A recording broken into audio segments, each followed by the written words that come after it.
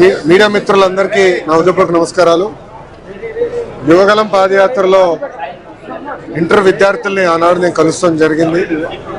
కలిసినప్పుడు వాళ్ళు పదే పదే మా తల్లిదండ్రులు మమ్మల్ని ప్రైవేట్ కాలేజీలకి పంపించలేకపోతున్నారు, అందుకే ప్రభుత్వ జూనియర్ కళాశాలలో మేము చేరుతున్నాము, మాకు కూడా ప్రైవేట్ రంగానికి ధీటుగా మాకు కరికులం కానివ్వండి, టెస్టులు కానివ్వండి అన్ని మెరుగుపరచండి అని ఆనాడు నేను కోరటం జరిగింది. దాంట్లో భాగంగా మన ప్రభుత్వం ఏర్పడిన వెంటనే జూనియర్ కళాశాలలో ఉచితంగా టెక్స్ట్ బుక్స్ మనం అందజేస్తాం జరిగింది.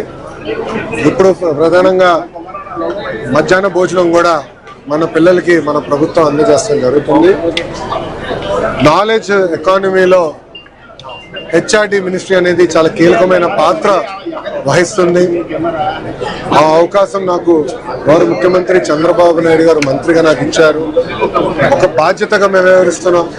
కేజీ నుంచి పీజీ వరకు విద్యను ఎట్లా బలోపేతం చేయాలి, కొత్త సంస్కరణలు ఎట్లా తీసుకురావాలి, ఇతర రాష్ట్రాల్లో ఇతర దేశాల్లో ఎలాంటి కరికులం పాటిస్తున్నారో దాన్ని ఎట్లా చేయాలని దాన్ని కూడా అనేక చర్చలు జరిగినాయి. అదేవిధంగా యూనియన్లతో కూడా మేము మీటింగ్లు పెట్టుకుంటాం జరుగుతుంది.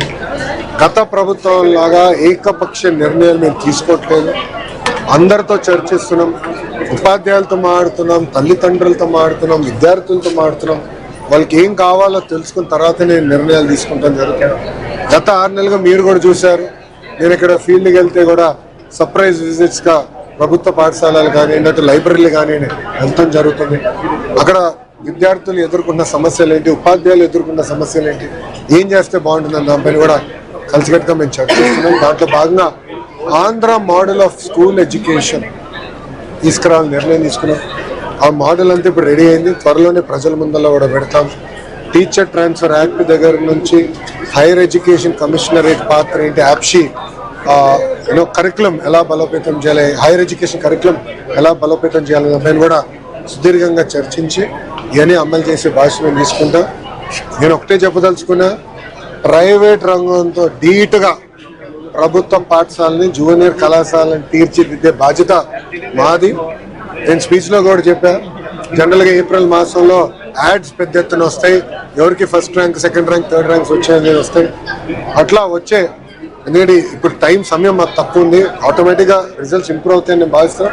అంతేకాకుండా వచ్చే సంవత్సరం నుంచి వాళ్ళతో ధీటుగా పనిచేసి ప్రభుత్వ జూనియర్ కళాశాలను బలోపేతం చేసే బాధ్యత మన ప్రభుత్వం తీసుకుంది.